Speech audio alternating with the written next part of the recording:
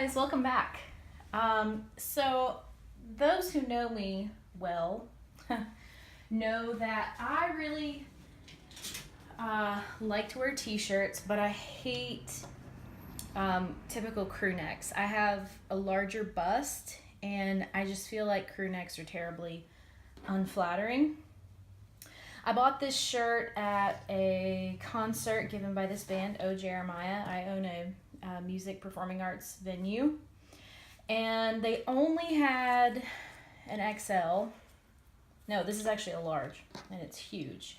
So I thought I would demonstrate how I hack up a t-shirt to look a lot cuter than a normal crew neck. The first thing that we need to do is to match our shoulder seams. And if possible, you want to get everything nice and lined up here. So we're basically going to cut off this neck binding.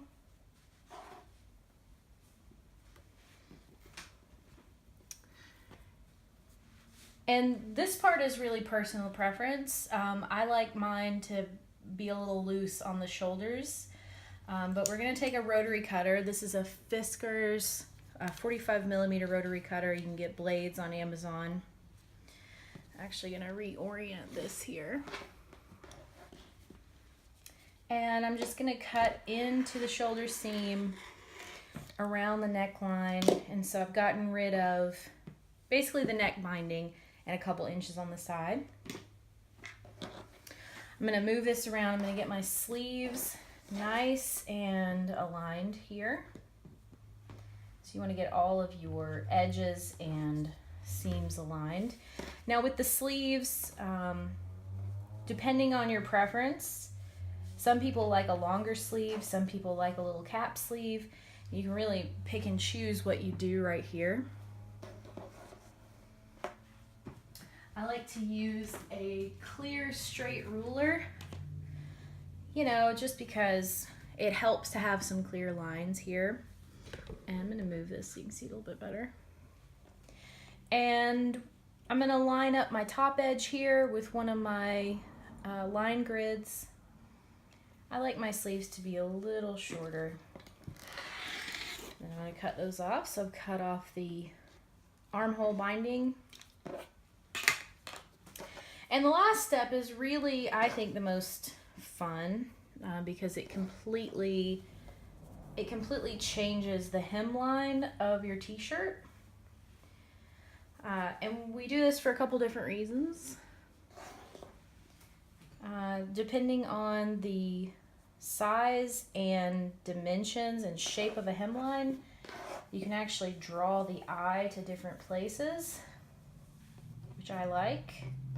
So if you're trying to detract from maybe a heavy bust, this is a good way to do that. So we're basically going to create a fishtail, not a fishtail, sorry, like a regular shirt tail. So you think of a button-down shirt.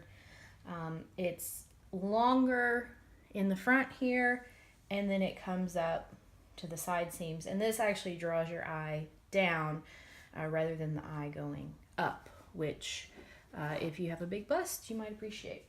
This shirt is also a little long, so usually I start just a couple inches from the hem and make this, but I'm going to actually start up here.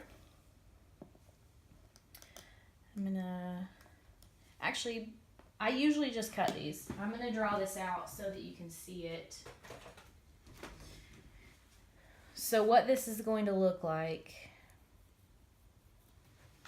that's no good. It's basically going to be longer here and shorter here.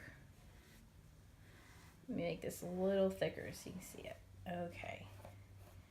Nice thick line here. Okay, so you can sort of see how we have our dip in the front, and then we have our side seam. And once you do that, I do this to all of my t-shirts. I get a lot of t-shirts and I do this to all of them, especially if they're a crew neck, because I hate crew necks.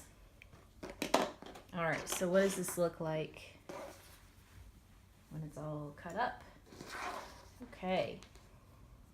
So we basically created what looks like an 80s concert tee, which I think looks a lot better than your standard crew neck.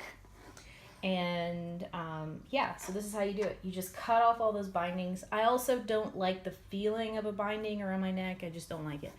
So here we go. You've got a nice shirt tail hem. You've got sleeves and a neckline that are free. And then you're good to go. So I'm curious, has anyone ever hatcheted up their t-shirts for whatever reason? Leave that information below. I'd love to know how you guys do it. Thanks, guys.